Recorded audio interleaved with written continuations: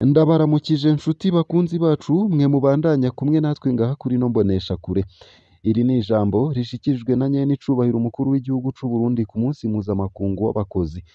Ati ndaramukije abarundi bose iyo bava bakagera n'inshuti z'u Burundi. Ndababwira nti nimugire amahoro, ibikorwa n'iterambere. Bavukanyi, barundi barundikazi, bakozi bakoresha. Imana mushobora vyose nyene ubutungane nishemezwe, yoyo yaduteye iteka tugashika kuri uno munsi turi mu mahoro n'umutekano kandi turi ku kivi. Bavukanyi mwese, bakozi namwe bakoresha. Kw'igenekerezo rya mbere Rusama, abakozi bo mu Burundi barifadikanya n'abo mu bindi bihugu mu guhimbaza umunsi mpuzamakungu wahariwe abakozi n'akazi. Iki ni ikiringo c'uko abakozi n'abakoresha baja hamwe kugira biginane, bongere barimbure kandi bigire inama yo gutunganya akazi neza kugira umwimbu wiyongere. Ni naho havuye icivugo c'uwu mwaka kivuga kiti dukomeze ibikorwa ku buryo umwe wese arimbura ivyo yakoze. Iki civugo kitwereka ko ata n'umwe arekuriwe kuba mbegeramire, ko twese dutegerezwa gukora ariko kandi tukagira umwimbu uharurika. Ni ukuvuga umwimbu uwo ari we wese abona n'amaso yiwe.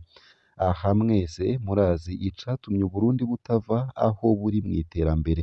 Ni amahoro n'umutekano vyari vyabuze bituma ata n'umwe agira umwizero wa kazoza ngo ashobore kugira umugambi azokungukamwo ejo bukeye.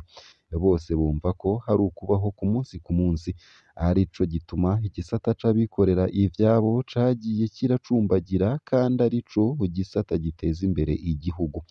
Uno munsi rero duhiriwe duhishije kuko tuwuhimbaje turi mu mahoro n'umutekano mu gihugu cose, ukaba ubaye kandi hari umwumvikano hagati ya leta, abakozi n'abakoresha. Kuri uyo mwumvikano turashimiye abagize umurwi w'igihugu ujejwe gutatura amatati hagati y'abakozi n'abakoresha. Turazi ko ibibazo vyo mu kazi bitigera bibura, na kare abarundi bavyihweje nibo bihaye kubitegera bati ahari abantu hama urunturuntu. Umwe wese arakeneye akarusho ku wundi, nico gituma hari ngombwa ko baguma baganira kugira inyishu ive muri bo nyene. Barundi, barundikazi, bakozi bakoresha. Twirimbuye tutibagira ariko kandi tutifyeta ibitarunze, dusanga uyu mwaka twawimbuyemwo ivyiza bitari bike. Ivyo navyo muri rusangi tubikesha ukuntu abarundi bahinduye uko bahora biyumvira.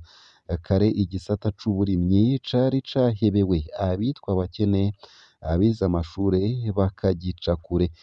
Umurimyi bamwita nyarucari, none ubu n'abakire barakijukiye kuko babonye ariho koko hagwiza umwimbu. Ubu abarundi basigaye bahurumbira gukorera hamwe mu makoperative uko batahora. Mbere barijukiye n'ubwenge bwo guteranya amatongo. Mu gisata c'uburimyi umwimbu warabaye mwiza cane. Uku si ukwihema, abaronse akabiri mu gushora umusesekara barabizi. Mbere ngaha nciye ntera akamo abagwizatunga bahingura kuja ku kivi kugira bahingure umwimbu ushobore kubikika no gushorwa ku masoko mpuzamakungu. Nkiri ngaha nyene mu gisata c'amahinguriro twarabonye ko hagwijijwe amahinguriro mato mato, mbere na manini manini turafise icizere ko agiye kugwira kuko ubuza gusha buratagata. Turabona ko ubu abanyabwenge bariko barabukoresha mu kuremarema utuntu dushasha. Abakora amamashini yo guhingura, mbere n'abahingura imiduga bakaba batanguye canke abakora utumashini dukora mu burimyi. Mu gisata ca ba mukerarugendo naho nyene abikorera utwabo ntibicaye. Ivyo bikaba arivyo bituma hata mwenegihugu abura ico akora, kuko n'uwubuze ivyiwe akora akorera abandi, bakamuhemba hanyuma akibeshaho. Aha ni n'akaryo ko gusuzuma ko ivyo abakozi basavye abakoresha mwaka uyu biratorerwa inyishu. Naho inzego z'igihugu atari inkoresha mu vy'ukuri, abakorera igihugu nabo barafise ivyo basaba, hanyuma ababijejwe bakabironderera inyishu ku neza ya bose. Aha niho mbere ho gusubira kwibutsanya ko leta atari umukoresha nka barya bandi bikorera ivyabo. Abakora mu bisata vya leta n'abasuku b'abenegihugu, baba bariko bitangira abenegihugu. Muri ico gikorwa rero nabo barafise uburenganzira bwo kuraba ko hari ikiri mu kigega ngo kibaramire, bakore batekaniwe mu mutima, kuko mu nda harara inzara hakazinduka inzigo. Mu gisata c'abakozi ba leta dusuzumye dusanga ibitari bike vyaratorewe umuti, ibindi bikaba bibandanya bivuye ku kungene ikigega cifashe. Abakozi ba leta barenga 90% bararonse uturusho twari twarahagaritswe kugira dushobore kwegeranya ubusumbasumbane bw'impembo bwibonekeza mu bisata vya leta, ndetse n'abakozi b'igihugu bari inyuma cane mu gahembo, na cane cane abajejwe amahoro n'umutekano n'ibindi bisata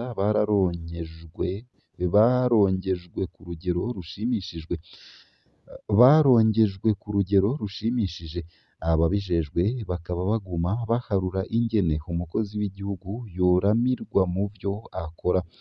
Ntitwovuga ko leta yatanze akazi kuko abandi bobaza igituma nabo batagahawe kandi ari abana b'u Burundi. Ahubwo ibisata by'igihugu vyari bikeneye abakozi kurusha ibindi vyarabaronyejwe. Hakaba hinjijwe abakozi bashasha bashika 2874 mu gisata c'indero, abashika 160 mu gisata c'amagara y'abantu. Ngaha nagira nkebure abarundi batwarira hejuru batabajije ko abo bose binjijwe bakoze ikibazo bataravye nkunzi. Mbere n'abagize amadidane bararonyejwe umwanya wo kwitwara. Abatarira busema bararenganurwa. Ku bijanye n'ukwigisha canke gutahiriza ubwenge urwaruka kugira rwitunganirize imigambi yarwo, naho nyene harakozwe ibitari bike. Umugambi w'igihugu payeje warashoboye kwigisha uyu mwaka urwaruka rungana n'ibihumbi 114,984. Hakaba haravutse n'amakoperative 3,473 y'urwaruka yatunganijwe n'inani z'urwaruka hagati mu gihugu.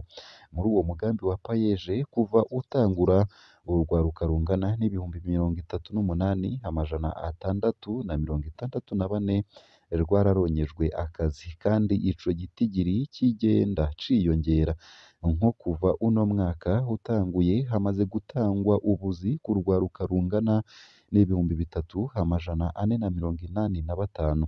Kubera iyo migambi iciye muri ayo makoperative, twaragize ibiharuro dusanga ubuzi buzovukamwo bwababa ibihumbi 34 ndetse na 32 bakozi bakoresha. Mu buzima hama hariho ahaduga ndetse n'ahamanuka. Duhimbaje uyu munsi mukuru mu gihe amakungu ariko arahangana n'ibibazo bitari bike.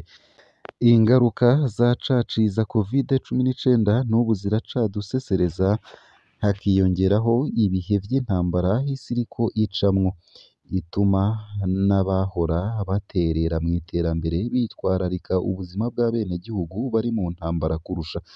Izo ntambara nyene ziranasinzikaza imihora y'ubudandaji mpuzamakungu, gushikirwa n'ibigurirwa kure bikaba ingorane, na cane cane nk'ibi bihugu vyacu bitagira ibivuko kw'ibahari. Duhimbaje uyu munsi mukuru kandi amakungu yose ari mu kangaratete kubera impanuka ziva ku biza vy'ihindagurika ry'ibihe n'Uburundi burimwo. Ibihe n'ikirere vyaduhindutse, imvura y'isegenya iriko ihitana abantu n'ibintu inzuzi n'ibiyaga biriko birasesa, abantu bagateshwa izabo, ibintu bikononekara ku rugero rudasanzwe n'ibindi. Nagira mfate akanya ko guhoza no kwifatanya n'abenegihugu bose bariko barashikirwa n'ivyago biturutse kw'ihindagurika ry'ibihe. Tubamenyeshe ko leta iriko irakora ibishoboka vyose kugira ngo boroherwe mu buzima bwabo n'imiryango. Ibi biza vyose tuvuze birafise ingaruka mbi ku butunzi bw'igihugu, aribwo butuma inzego z'igihugu zigira aho zishika gusa mu kuramira abenegihugu. Turateye n'akamo abarundi bose kugumya umutima kuko nta mvura idahita. Ntitwota ubwoko ngo dute umutwe kuko ngo uheza kugoka ibigori bikera. Turasavye kandi abarundi bose kugira umutima wo gufatana mu nda wamye uranga ba sokuru mu gushigikira mu buryo ubu canke buriya abahuye n'ivyo vyago. Tukaba tubaye turakengurukira uwo wese amaze kugira ico akora mu ntumbero y'ukuramira abahanzwe n'amahoro batahamagaye, haba mu kubaha indaro canke utwo bafungura. Abarundi bene wacu, naho biruko iki ni igihe co kwiha isomo. Ku vyerekeye uru rugamba rwo guhangana n'ibihe, murazi ko isi yose yama mu manama yo guhangana navyo. Ngaha iwacu hari ivyo twashobora kugwanya twebwe nyene kuko ata mazi ava hanze y'igihugu ngo yinjire iwacu. Mu gihe abarundi bose bofata nka nkama k'akamo twabatera ko guca imikobeko no gutera ibiti bibana n'ibiterwa, tukimba vya binogo vyo gushiramwo amazi y'imvura ava ku gisenge c'inzu, mu ngo zacu imyuzurira mu nzuzi yogabanuka. Tumenye kandi ko ihindagurika ry'ibihe ritazana gusa imvura y'isegenya, riranazana n'uruzuba. Nihaba mu karere kacu haguye imvura y'umurengera, tumenye ko hari ubundi burere nabwo bwabuze imvura. Nico gituma n'ubu nsubiye kubatera akamo ko twokingira imyonga yacu, tubike amazi y'imvura, twongere tumenyere kurima muci tuvomera. Turashimiye abenegihugu bamaze kwenevuka tukavomera muci, arico catumye umwimbu ugwira mu gihugu. Twese duhamagariwe kubigana muri iyo ngendo nziza. Barundi mwese bavukanyi, tukiri ku vyatumye umwimbu ugabanuka, uretse ivyo bitatuvuyeko, hari n'ivyavuye ku bube gito bw'abakorera igihugu. Ivyo navyo nuko hacibonekeza ku ndongozi agatima ko kudakunda igihugu n'abenegihugu, bikabonekera ku bunebwe, gukoresha nabi ubutunzi bw'igihugu, kurya ibiturire, ikena ry'akarangamutima mu kazi ka leta, hamwe no kudakurikiza intumbero y'igihugu mu vyo ukora. Ivyo rero navyo bidusaba kwisubirako, hanyuma abadashaka guhinduka bafatirwe izindi ngingo zotuma baja ku kivi. Kandi abo nabo bomenya ko ubu tugiye gukora ibishoboka vyose kugira amategeko agenga ibikorwa vya leta akurikizwe. Nico gituma mbaye ndabamenyesha ko tugiye kuzokoresha ubuhinga bwa none, bimwe bita systeme de pointage electronique, ku buryo uwusivye ku kazi, uwucerewe canke acereza akazi azoboneka bukwi na bukwi. Barundikazi, bakozi bakoresha, twavuze abakozi ba leta. Twashaka kubamenyesha ko nabo mu gisata c'abikorera ivyabo bafitiye akamaro kanini igihugu. Bafise abakozi benshi kandi bakora ibitanga akazi kenshi, bakinjiza amahera mvamakungu, kandi tukaba tubazeye ko vyinshi muri ya mbonakazoza y'igihugu cifashe kikigaburira mu mwaka w'ibihumbi 2040, giteye imbere mu mwaka w'ibihumbi 2060, kugira boroherwe kandi ico gisata gihurumbirwe n'abarwizatunga bacu canke abanyamahanga bazane imitahe yo gushinga amashirahamwe. Ivyo bisaba igihugu twarabifashe nka nkama ndetse ubu tukaba tuyaga tutarinze gukumburana, duhanurana icokorwa kugira igihugu cacu gitere imbere.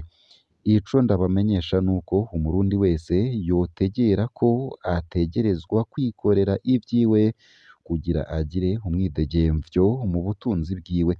Uwubonye atawumuhaye akazi nagerageze nawe nyene yihe ico ashobora gukora kimuzanira umwimbu ashora hanyuma akikenura. Nitwaba dushaka gutera imbere umwe wese yigire inama y'ingene yogira umwidegemvyo mu bijanye n'ubutunzi bwiwe.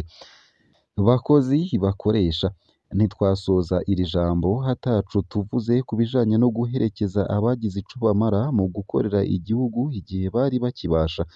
Murazi mwese iyo Uburundi buvuye kandi murazi ko uko abarundi bafise inyota yo kubaho neza ni nako leta mvyeyi ivyipfuza. Iyi ngingo yafashwe hisunzwe ko umukozi akukuruka amaze imyaka myinshi aziganirizwa, mbere ayo yaziganirijwe akaba amaze no kunguka ayatari make. Amashirahamwe nayo ajejwe guteganiriza kazoza abakozi n'ayajejwe kubungabunga uwo mutigiri watanzwe n'abakozi kugira bazowuhembwe bagiye mu karuhuko k'izabukuru. Kubera rero iyo ntumbero yaje ari nshasha, ivyo bisaba vyo gutegurira kazoza abakozi ni nk'uko vyabashikiriye batari bavyiteze, ari naco gituma guharura bisa n'ivyabagoye bagateba cane. Murumva rero ko hari ikibazo co kwitonderwa kuko n'urwego nshingwabikorwa rw'igihugu ntirwotora amahera azokora mu mwaka muri uwo mugambi rutazi aho ruhera mu kwongerereza uwakukurutse. Nico gituma tumaze kubibona uko twategetse izo nzego zijejwe guteganiriza kazoza abakozi ko botugirira ubu bwa vuba ibiharuro babidushikirize bitarenze iyi ndwi nyene kugira urwego nshingwabikorwa rw'igihugu rubihe intumbero yumvikana.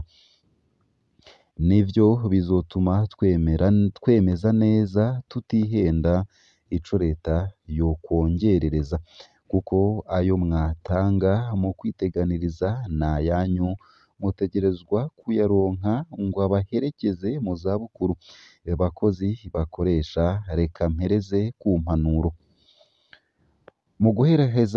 Mu guheraheza nagomba nsubire ndabatangarize ko ubu twese dukora dukurikije imbonakazoza y'Uburundi bwifashe, Uburundi buteye imbere.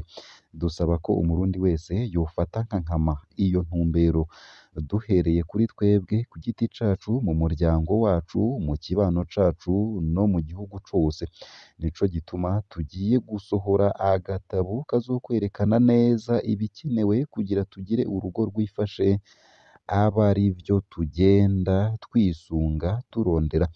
Abarundi ni incabwenge ariko abenshi baricaranye ubwo bwenge ngo barindiriye intebe leta ibaha, abayifise nabo ngo barindiriye dosiye iva ku mukoresha. Ubwo bwenge Imana yabahezagije nimubukoreshe mu guhindura isura y'igihugu, mu kwiyumvira abenegihugu imigambi mishasha y'akanovera yobagirira akamaro haba mu Burundi eka no mu makungu. Kubitwega ntaco tutazokora kugira ngo umuntu wese mu Burundi ariko ararangura imigambi yoroherwe. Turi kumwe twese birashoboka. Ni ngaho nyene ndangirije, nsubire kwifuriza umunsi mukuru abakozi n'abakoresha bose, nongera ndabasaba ko mu mwaka uza nk'aya mango umwe wese yoba yamaze kurimbura ivyo yakoze muri ya mbonakazoza y'igihugu cifashe mu mwaka w'ibihumbi 2040 giteye imbere mu mwaka w'ibihumbi 2060. Imana ibahezagire, murakoze.